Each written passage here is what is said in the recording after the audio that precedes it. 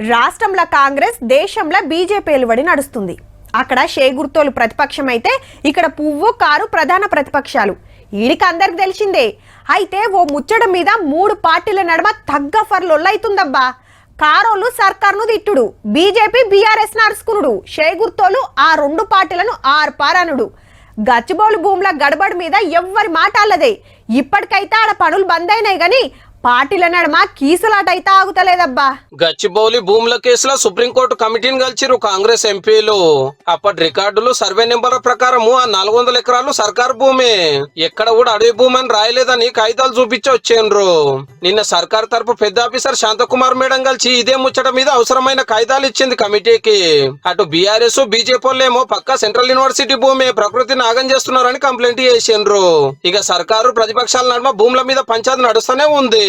దీని వెనకాల 10,000 కోట్లను దోచే ఒక భారీ స్కామ్ కు వారు తెరదీసినట్టుగా మాకు సమాచారం అందింది. హైదరాబాద్ ఒక్క చోటనే 10,000 పైచూరుకు ఎకరాల ప్రభుత్వ భూమిని అడ్డగోలుగా అమ్మేసినటువంటి నీవు ఇలా కాంగ్రెస్ ప్రభుత్వం గురించి మాట్లాడుతా ఉన్నావు. ఇంకొక 60,000 కోట్ల దోపిడీకి కూడా రేవంత్ రెడ్డి గారి ప్రభుత్వం ఆల్రెడీ స్కెచ్ చేసింది. ఇవాళ కాంగ్రెస్ ప్రభుత్వం అధికారంలో రాకుండా ఉండుంటే ఇప్పటి వరకు బిల్లిరావుతో కేటీఆర్ గారు కుమ్మక్కై 30% నిధులు లంచం 5,000 కోట్లు 200 తీసుకొని ఈ సంస్థను ఐఎంజీ భారత్ కి అప్పగించేవాడు. రేవంత్ రెడ్డి గారు చేసిన అతిపెద్ద ఫైనాన్షియల్ ఫ్రాడ్ ఏంటి అంటే ఒక అటవీ భూమిని ఇవాళ తాకట్టు పెట్టడం లేదా అమ్మడం. ఆ అధికారం గవర్నమెంట్ కూడా లేదు. నేను అనుకుంటా ఉన్న ప్రధానమంత్రి గారికి లేదా ఫైనాన్స్ మినిస్టర్ కి తెలియకుండానే జరిగిందని నేను అంటా ఉన్నా. తెలియకుండానే ఈ కింది లెవెల్లో బీజేపీ ఎంపీలుగా ఉన్న వాళ్ళు కొంతమంది చేసిన వ్యవహారం.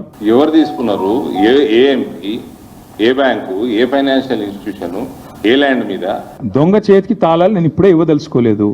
ఆయన ఎవరో ఆయనకు తెలుసు, రేవంత్ రెడ్డికి కూడా తెలుసు. తమ్ముడు నువ్వు తొందర ఎందుకు పడుతున్నావు? ప్రతిదానికి పేరు చెప్తా తమ్ముడు, నీకంత ఉత్సాహం. సమయం వచ్చినప్పుడు చెప్తా. ఎప్పుడు సమయం ఎప్పుడు వస్తుంది? రాత్రి 2 గంటలకు వస్తుందా? హెవీ మెటల్ మ్యూజిక్ వినేటప్పుడు వస్తుందా? ఎప్పుడు వస్తుంది సమయం? చెప్పవే. మీ అయ్య కూడా అట్లే అంటుండే, నేను బేటా పెడతా, సమయం వచ్చినప్పుడు చెప్తా.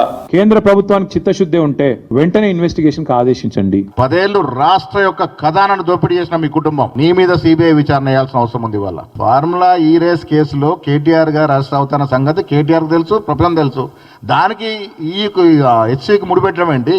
భూముల మీద రాజకీయం గిట్లుంటే అటోళ్ళు ఇటోళ్ళు చెప్పింది విన్నాక సెంట్రల్ కమిటీ ఏం డిసైడ్ చేస్తుందో చూడాలి మరి.